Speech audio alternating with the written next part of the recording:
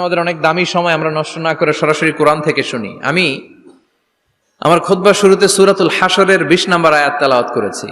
এটা মুখস্থ আছে অনেকের, আছে না? লা ইয়াস্তাবি আসহাবুন নার ওয়া আসহাবুল জান্নাহ, আসহাবুল জান্নাতি হুমুল ফাইজুন। সূরাতুল হাশরের এই 20 নম্বর আয়াতে আল্লাহ তাআলা বলছেন, যারা জান্নাতে যাবে আর যারা জাহান্নামে যাবে তারা কখনো সমান নয়।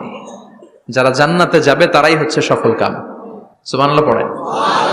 এখন সিদ্ধান্ত আপনার নিতে হবে, আপনি কই যাবেন, আমি কই যাব। আল্লাহ তো বলে দিলেন, the people of heaven and the people of hellfire are not equal. The people of heaven gained the ultimate success. সর্বোচ্চ সফলতা অর্জন করেছে তারা, জান্নাতি হয়েছে যারা। ঠিক কি না? সফলতার মানদণ্ড আল্লাহ কোরআনে অনেকগুলো দিয়েছেন। কোথাও বলেছেন قد أفلح المؤمنون الذين هم في صلاتهم خاشعون, সফল হয়েছে তারা, ঈমান এনেছে যারা। আবার কোথাও বলেছেন قد أفلح من زكاها وقد خاب من دساها, নিজের আত্মাকে পরিশুদ্ধ করেছে যারা, সফল হয়েছে তারা। আবার সূরা হাশরের 20 নম্বর আয়াতে আল্লাহ বললেন, জান্নাতে ঢুকতে পেরেছে যারা, সফল হয়েছে তারা। জান্নাতে ঢুকতে, কোন রকম ঢুকতে পারলেই সফল। এটাই তো আমরা চাই।